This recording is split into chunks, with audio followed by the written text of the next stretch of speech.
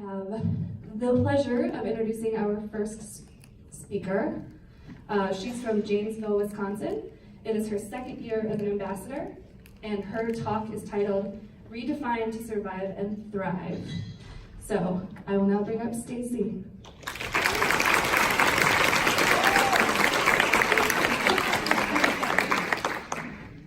So January 10th, 2011 was my 39th birthday. And I looked at my husband and I said, I'm gonna run a marathon before I turn 40. And he laughed. I mean, guffawed. It is, he's, oh, you were kidding me. You hate running. I hated running. Got very steely-eyed. So that sealed my fate right there. So I said, yeah, I want to redefine. I want to be something different before I'm 40, and that's going to be a runner. So I started running. I read some, magazines and thought, I'll sign up for a half marathon first, because that's half as hard as a full marathon, right? And went out and started training, and I read somewhere you should run a 10-mile long run. So that's what I did, one of them. And I went to that half marathon, and those first 6 miles were just glorious, sun shining, birds were singing. Miles 6 through 9, I remember thinking, I don't remember pain during those training runs, but okay. And then the last 3 miles were just a blur and a haze of trying to get back to the Capitol. This was in Madison, and making bargains to God and everything else. Made it back, made it through the chute, grabbed my banana. My husband's standing there, kind of, grabs me, throws me in the car, and he's like, so, how was it? That was awesome. Then I signed up for the marathon in the car on the way home. So I ended up signing up for one. I ended up getting injured. So I was looking for that last marathon. If you're in Wisconsin, they don't go very long into the winter, So it was the last one I could get to was in the end of October, and it was a costume race. So the morning of the race, I woke up with 102 fever and the flu, chill the flu.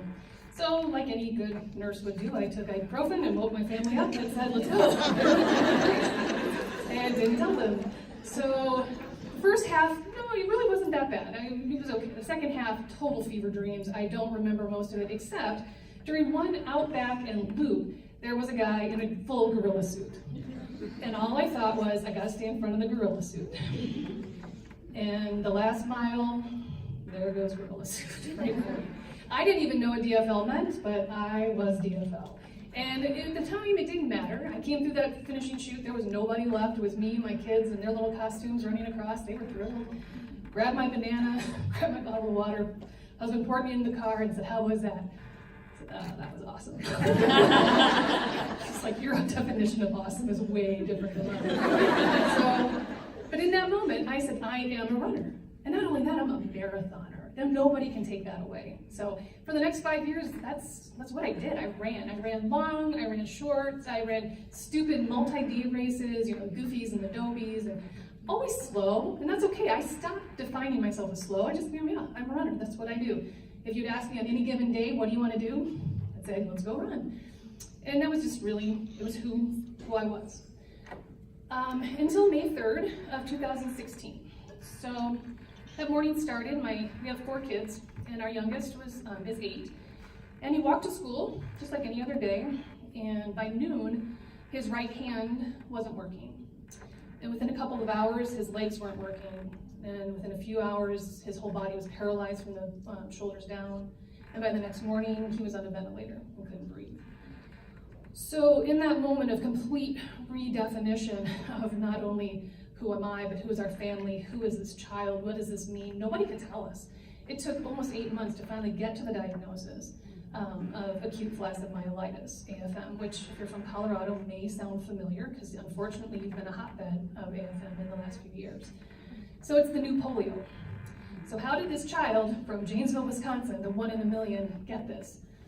We still don't know. But so for 2 months he was in the hospital inpatient, and what was amazing was this child had never had any troubles. He was the youngest of 4. He was the baby. He didn't have to do anything for himself. He danced through life like nothing bothered him.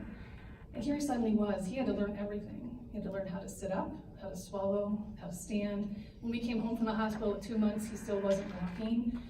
He learned over the next few months to regain that. And if you see him now, he's still got a flaccid right hand. That's probably not going to come back, and his right side is weak. But what we saw during that time was such a drive that we've never seen from him or from any of our kids, quite frankly. If PT said, we're gonna do 2, he'd say, no, we're doing 4. Like, okay. He'd have tears in his eyes because it hurt so bad, and he'd say, okay, you can stop. He said, no, go again, let's do it. It was awesome to watch that. And it really helped us redefine disability.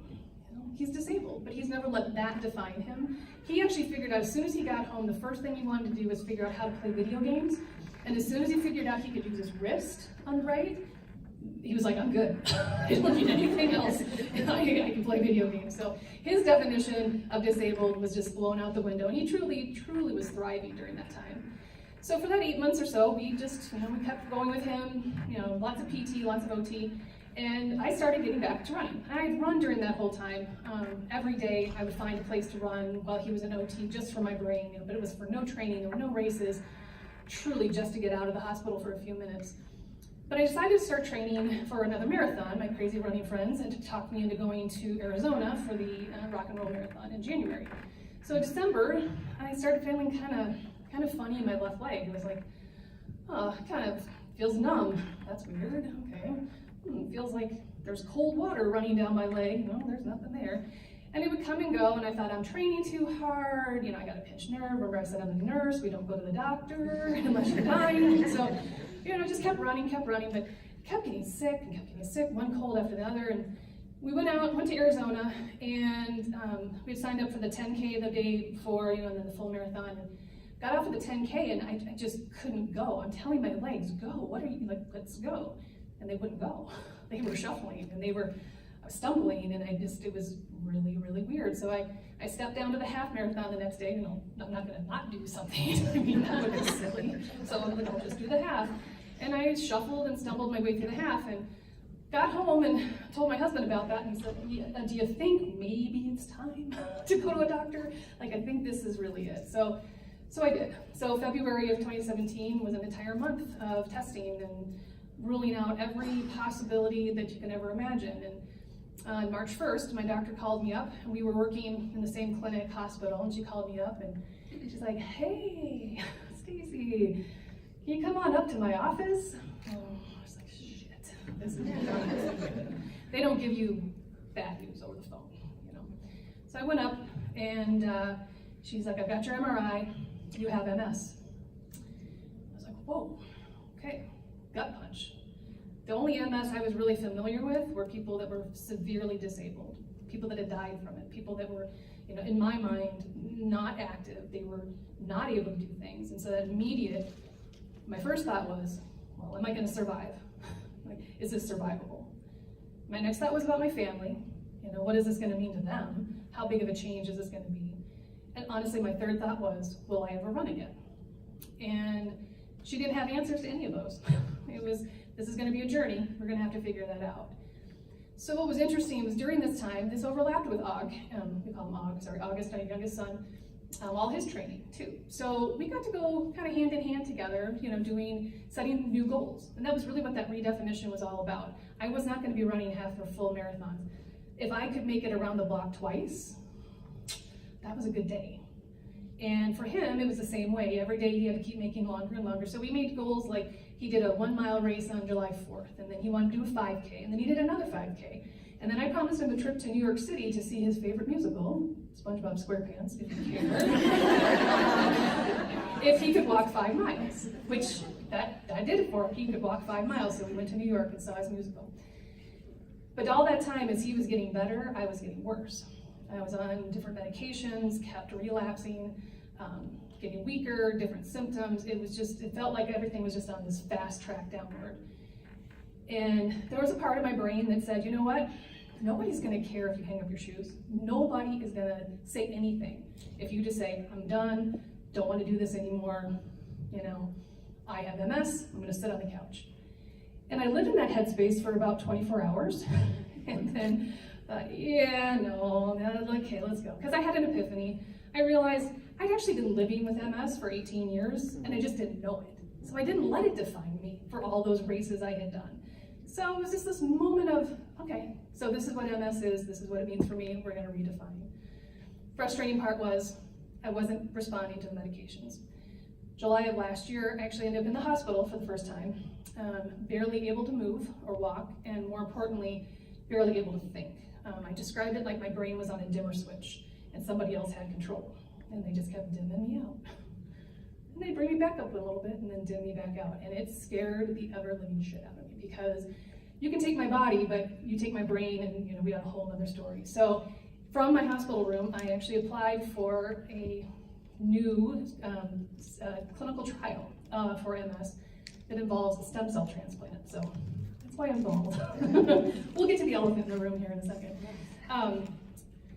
It's not new, but it's new for MS. It's new, it's a way of making your body kind of forget that it has MS. It's not a cure, but is a really proven now way to stop progression. But let's remember, it's a stem cell transplant. That's not something light. So we took several months as a family, did my research, really took a lot of time to think about it, and it really came down to that definition. And it came down to, am I gonna survive or am I gonna thrive? And the only way that I was gonna have a chance to thrive was to do this. So I was accepted into the trial, we fought with insurance, got them to pay for the trial.